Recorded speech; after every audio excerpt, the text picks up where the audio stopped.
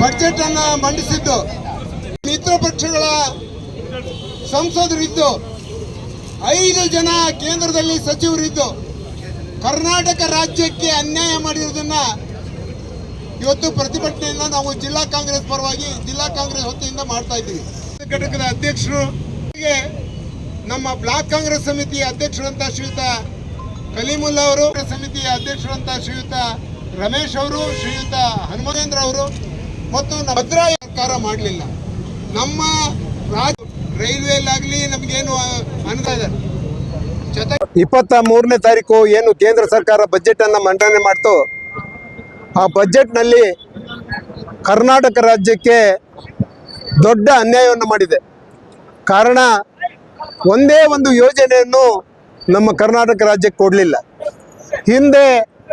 ಹಿಂದಿನ ಬಜೆಟ್ನಲ್ಲಿ ಅವರು ವಾಗ್ದಾನ ಮಾಡಿದಂತೆ ಭದ್ರಾ ಯೋಜನೆ, ಅಪರ್ ಭದ್ರಾ ಯೋಜನೆಗೆ 5,300 ಕೋಟಿ ರೂಪಾಯಿ ಹಣವನ್ನು ಕೊಡ್ತೀವಿ ಅಂತೇಳಿ ಹೇಳಿದರು.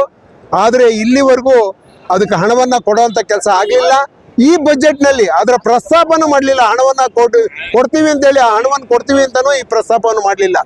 ಹಾಗಾಗಿ ನಮಗೆ ಬರಬೇಕಾದಂಥ ಅನುದಾನಗಳು ಇವತ್ತು ಇಡೀ ದೇಶದಲ್ಲಿ ನಮ್ಮದು 2ನೇ ರಾಜ್ಯ. ಇವತ್ತು ಏನಾದ್ರು ಹೆಚ್ಚಿನ GST ಕೊಡ್ತಾ ಇರೋಂಥದ್ರಲ್ಲಿ 2ನೇ ರಾಜ್ಯ.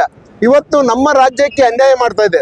ಹಿಂದೆ ನಮಗೆ ಹಣ ಕೊಟ್ಟಿಲ್ಲ ಅಂತೇಳಿ ನಮ್ಮ ಸರ್ಕಾರದ ಮಂತ್ರಿಗಳು, ಶಾಸಕರು ಎಲ್ಲ ಸೇರಿ ಏನು ದೆಹಲಿಯಲ್ಲಿ ಒಂದು ಪ್ರತಿಭಟನೆ ಮಾಡಿದ್ರು. ಸುಪ್ರೀಂ ಕೋರ್ಟ್ನಲ್ಲಿ ನಮಗೆ ಅದಕ್ಕೊಂದು ಸ್ವಲ್ಪ ನಮ್ಮ ಪರವಾಗಿ ಒಂದು ಸ್ವಲ್ಪ ಹಣವನ್ನು ಕೊಡುವಂಥ ಕೆಲಸ ಆಯಿತು. ಅದು ಬಿಟ್ಟರೆ ಇನ್ನು ನಮ್ಮ ಹಣ ಕೊಡುವಂಥ ಕೆಲಸನೂ ಆಗ್ತಾ ಇಲ್ಲ. ನಮ್ಮ ರಾಜ್ಯಕ್ಕೆ ಯಾವ ಯೋಜನೆಗಳು ಕೊಡ್ತಾ ಇಲ್ಲ. ಇವತ್ತು 17 + 2 19 ಜನ ಅವರು BJPಯ ಮತ್ತು BJP ಮಿತ್ರ ಪಕ್ಷದ 19 ಜನ MP ಗಳಿದ್ದಾರೆ.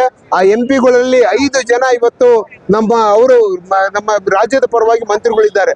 ಆದರೆ ಇವತ್ತು ಒಂದೇ ಒಂದು ಶಬ್ದನೂ ನಮ್ಮ ರಾಜ್ಯದ ಪರವಾಗಿ ಯಾರು ಮಾತಾಡೋದಕ್ಕೆ ಧೈರ್ಯನೇ ಇಲ್ಲ ಇವರಿಗೆ. ಇವತ್ತು ನಾನು ಈ ಸಂದರ್ಭದಲ್ಲಿ ನಮ್ಮ ಲೋಕಸಭಾ ಸದಸ್ಯರು 4ನೇ ಬಾರಿ ಗೆದ್ದೋಗಿದ್ದಾರೆ. 4ನೇ ಬಾರಿ ಗೆದ್ದೋದ ಮೇಲೆ ಏನು ನಮ್ಮ ರಾಜ್ಯಕ್ಕೆ, ನಮ್ಮ ಜಿಲ್ಲೆಗೆ ಯಾವ ಕೊಡುಗೆ ತಂಬಂದಿದ್ದಾರೆ ಅಂತೇಳಿ ಹೇಳ್ಬೇಕಾಗುತ್ತೆ. ಯಾಕಂದ್ರೆ ಏರ್ಪೋರ್ಟ್ ನಾನ್ ಮಾಡಿದ್ದು ಅಂತಾರೆ. ಏರ್ಪೋರ್ಟಿನ ಹಣ ಒಂದೊಂದು ಪೈಸಾನು ಇವತ್ತು ರಾಜ್ಯ ಸರ್ಕಾರ ಮಾಡಿರೋಂಥ ಹಣ, ರಾಜ್ಯ ಸರ್ಕಾರ ಕೊಟ್ಟಿರೋಂಥ ಹಣ. ಇವತ್ತು ಅದನ್ನ ನಾವು ಮಾಡಿದ್ವಿ ಅಂತ ಹೇಳೋಂಥ ಕೆಲಸ ಮಾಡೋದು ಬೇಡ. ಇವತ್ತು ಏನು ನಮಗೆ ನಮ್ಮ ರಾಜ್ಯಕ್ಕೆ ಅನುದಾನ ಬರಬೇಕಾಗಿತ್ತು, ನಮ್ಮ ಜಿಲ್ಲೆಗೆ ಏನು ಅನುದಾನ ಬರಬೇಕಾಗಿತ್ತು, ಅದು ಇವತ್ತು ಯಾವುದೇ ಬಂದಿಲ್ಲ. ಅದರ ವಿರುದ್ಧ ನಮಗೆ ಖಾಲಿ ಚೆಂಬು ಕೊಟ್ಟಿದ್ದಾರೆ ಅಂತೇಳಿ ಇವತ್ತು ನಾವು ಪ್ರತಿಭಟನೆಯನ್ನು ಮಾಡ್ತಾ ಇದ್ದೀವಿ. ಏನು ಇನ್ನೂ ನಮ್ಮ ಅಧಿವೇಶನ ನಡೀತಾ ಇದೆ. ಈ ಅಧಿವೇಶನ ನಡೆಯುವಂಥ ಸಂದರ್ಭದಲ್ಲಿ ನಮ್ಮ ರಾಜ್ಯಕ್ಕೆ ಆದಂಥ ಅನ್ಯಾಯವನ್ನ ಸರಿಪಡಿಸಿ ಅದನ್ನ ಸರಿ ಮಾಡಿಕೊಡ್ಬೇಕು.